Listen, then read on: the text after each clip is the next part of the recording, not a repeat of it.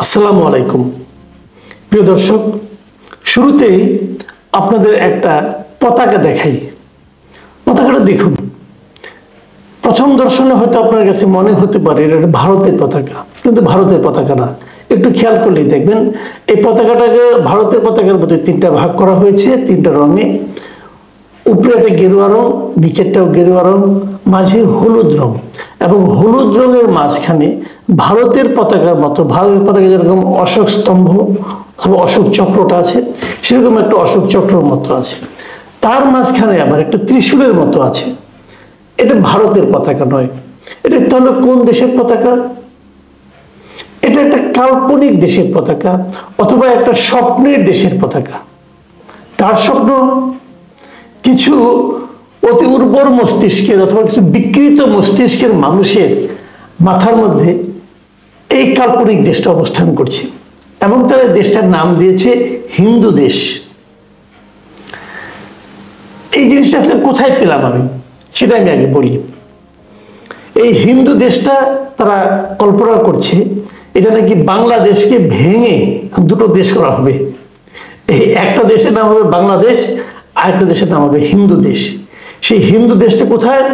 হিন্দু দেশটা হলো মোটামুটি বাংলাদেশের পশ্চিমবঙ্গের সঙ্গে লাগোয়া যে আমাদের জেলাগুলো আছে সেগুলো নিয়ে, মানে তিনটা বিভাগ মোটামুটি, রংপুর, রাজশাহী এবং খুলনা, এই তিনটা বিভাগকে তারা, বাংলাদেশের ম্যাপটা কোথায় খেয়াল করো, আমি আপনাদের ছবি দেখাচ্ছি ওরা কিভাবে করেছে। সেই ম্যাপটাকে উত্তর এবং দক্ষিণ বরাবর একটা তারা রেখা টেনেছে। টেনে পশ্চিমাঞ্চল যেটা আছে সেটা আমাদের জন্য রয়ে গেল বাংলাদেশ, আর পূর্বাঞ্চল যেটা হলো সেটা হলো হিন্দুদের জন্য হিন্দু দেশ। এবং এটা ভারতের সঙ্গে লেগে যাবে তা কিন্তু বলেনি, এটা ভারতের পার্ট হবে তাও বলেনি, এটা নিয়ে স্বাধীন দেশ হবে, এর নাম হবে হিন্দু দেশ। আপনারা তো বলবেন এই পাগলের পাগলামি নিয়ে আমি কেন কথা বলছি? হ্যাঁ, এটা আসলেই পাগলামি। এটা নিয়ে আমাদের এত সময় নষ্ট করা আসলে ঠিক না, প্রয়োজনও না, হয়তো আমি করতামও না। আলোচনাটা করছি এই কারণে, ভারতের আসাম রাজ্য যেটা আছে, সেই আসাম রাজ্যের একটা টিভি চ্যানেল, তার নাম হলো অসম লাইভ 24। তাদের একটা অনুষ্ঠান আমি দেখেছি। আমি আসামের ল্যাঙ্গুয়েজ খুব ভালো বুঝি তা না, তবে বুঝি, আপনারাও বুঝবেন। আসামের ল্যাঙ্গুয়েজ শুনলে আপনি বুঝবেন। আপনারা অসম লাইভ 24 দিয়ে সার্চ দিলে এই টিভি চ্যানেলগুলো পেয়ে যাবেন। এদের ইউটিউব চ্যানেলও আছে। এখানে আমি হঠাৎ করে এটা পেলাম, ওদের একটা অনুষ্ঠান দ্য বিগ আওয়ার। সেই বিগ আওয়ার থেকে 8 মিনিট 4 সেকেন্ডের এই লেন্থের একটা ক্লিপ আমি পেয়েছি।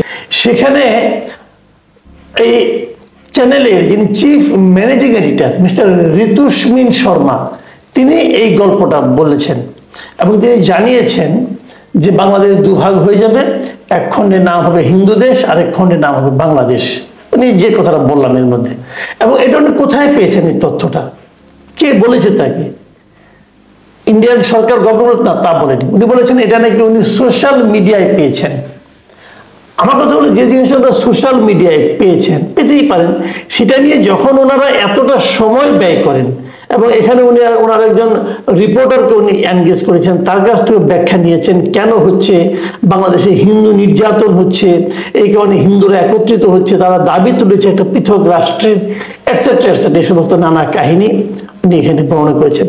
তো একটা টেলিভিশন চ্যানেল যখন এরকম প্রচার করে, এবং সেটা তাদের মিডিয়াতে, সোশ্যাল মিডিয়ার যে পেজগুলো আছে সেখানে এখনো বিরাজ করে, তখন কিন্তু এই প্রশ্নটা নিয়ে, এই বিষয়টা নিয়ে আমাদের উদ্বিগ্ন হওয়ার মতো বিষয় আছে। আমরা একদম উড়িয়ে দেব, সেটা ঠিক হবে না। কারণটা হলো এটা, দেখেন ভারতের মিডিয়াগুলো এগুলো অনেক কিছু বলছে। রিপাবলিক মিডিয়া যেটা আছে, রিপাবলিক মিডিয়া, সেটা আমরা দেখছি, ওখানে পাগলের প্রলাপের মতো একজন লোক নেচে নেচে কি যেন বলে, সেটা তো আপনারা অনেকে দেখেছেন। কিন্তু এভাবে আমাদের দেশের যে সার্বভৌমত্ব, তার উপর হস্তক্ষেপ, সেটাকে আবার তারা দেখাচ্ছে, এটাকে আপনারা কি মনে করেন? আমি এটা দেখে আসলে একটা আতঙ্ক বোধ করেছি, এই জন্য আপনাদের সঙ্গে শেয়ার করলাম। এই চ্যানেলের কিন্তু, এই মিডিয়ার কিন্তু আরো অনেকগুলো ভিডিও আমি এরকম পেয়েছি, যেগুলো নিয়ে আপনারা হয়তো ভাববেন যে এগুলো নিয়ে আমি কখনো করি না, আমি আগেই পেয়েছি, করিনি। যেমন একটা আছে আপনার, যেমন এই যে একদিন আগে দেখলাম যে বাংলাদেশে যে হিন্দু ধর্মগুরু যে চিন্ময় কৃষ্ণকে গ্রেপ্তার করা হয়েছে, এটা নাকি কঠিন সমালোচনা করছে ট্রাম্প, এবং উনি নাকি ধিক্কার জানিয়েছেন বাংলাদেশকে, বাংলাদেশের সরকারকে। এবং ওইটা বলতে যে তারা বলছে বাংলাদেশে হিন্দুরা এখন মোটেই নিরাপদ না, কারণ কিছুদিন পূর্বে বাংলাদেশের সন্ত্রাসবাদী জসিমউদ্দিন রহমানকে নাকি বাংলাদেশকে মুক্তি দেওয়া হয়েছিল, এই জন্য বাংলাদেশের অবস্থা হিন্দুদের খুবই খারাপ, এই জন্য ট্রাম্প ভয়ানক রাগান্বিত। আবার আরেকটা ভিডিও আছে, সেই ভিডিওটা আপনার দেখাচ্ছি, আপনারা দেখলে বুঝবেন, ওটা ওদের ল্যাঙ্গুয়েজে, আপনি পড়ার চেষ্টা করলে বুঝবেন। ওই যে বয়ের মধ্যে যেটা কাটার মতো আছে, ওটাকে আপনি যদি বৈষম্য রয় হিসেবে পড়েন তাহলে ওটা বুঝে যাবেন যে বাংলাদেশে ঢাকা শহরে নাকি ভয়ঙ্কর অবস্থা, এখানে বাংলাদেশে নাকি এখন কট্টর ইসলামপন্থী শাসন চলছে, এই পরিস্থিতি নিয়ন্ত্রণ করতে সরকার ব্যর্থ হচ্ছে, বাংলাদেশে নাকি হিন্দুদের ভয়াবহ অবস্থা, হিন্দুদের বেঁচে থাকাই কঠিন হয়ে পড়েছে এখানে।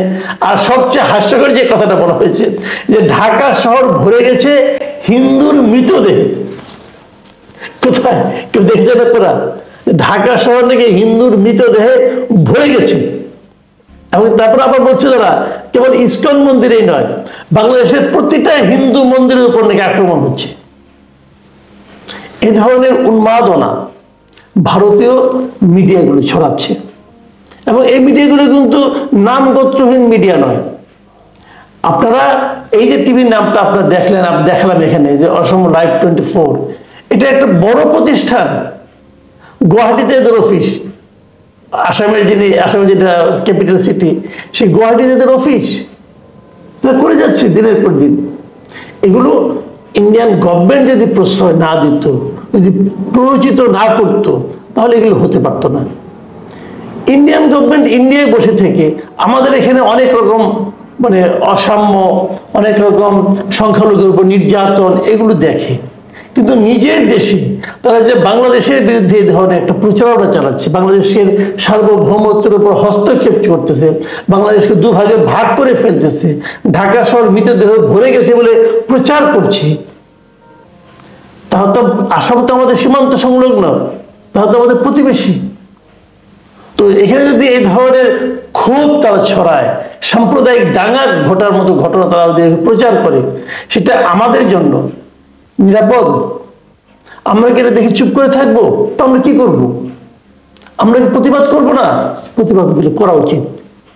আমাদের সরকার কি করছে আমি জানি না, কিন্তু করা উচিত। তারা হয়তো বলবে আসাম টিভি দেখি না, দেখবেন না কেন? আপনাদের লোক নেই দেখান। আমি একটা সিঙ্গেল মানুষ, আমি যদি দেখতে পারি, আপনারা পারেন না কেন? আপনাদের এত বড় প্রতিষ্ঠান আছে, পারেন না কেন? ঠিক আছে, পারেন নাই। এই যে দৃশ্যটা দেখালাম, আপনারা দেখুন, এটা খোঁজ করুন, এখন খোঁজ করে প্রতিবাদ করুন। আমি তো মনে করি সরকারের উচিত হবে এই সমস্ত বিষয় শক্ত প্রতিবাদ করা। যদি সরকার নতজানু না হয়ে থাকে, যদি সরকারের মেরুদণ্ড বলতে কিছু থাকে, আমি তো আশা করব প্রতিবাদ করা। আমি কালকে দেখলাম একটা আমাদের যে আইন উপদেষ্টা, উনি একটা স্ট্যাটাস দিয়েছেন সোশ্যাল মিডিয়ায়, আমি খুব খুশি হয়েছি। উনি কিন্তু দৃঢ়তার সঙ্গে বলেছেন ভারতের যে আচরণ, ভারতের যে চিন্তা এবং প্রকাশ, উনি সেটা তীব্র সমালোচনা করেছেন। এগুলো করতে হবে, তারা বানিয়ে কথা বলবে, আর সেটা আমাদের মেনে নিতে হবে, এটা তো ঠিক নয়। আমি মনে করি সরকারের সমস্ত কি পদক্ষেপ নেয় সেগুলো আমরা সামনের দিনগুলোতে খেয়াল করার চেষ্টা করব।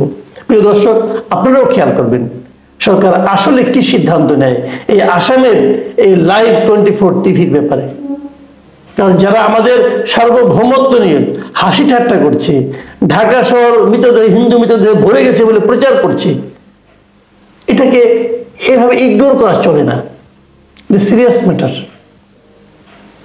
প্রিয় দর্শক, এখন এই পর্যন্তই। আল্লাহ হাফিজ।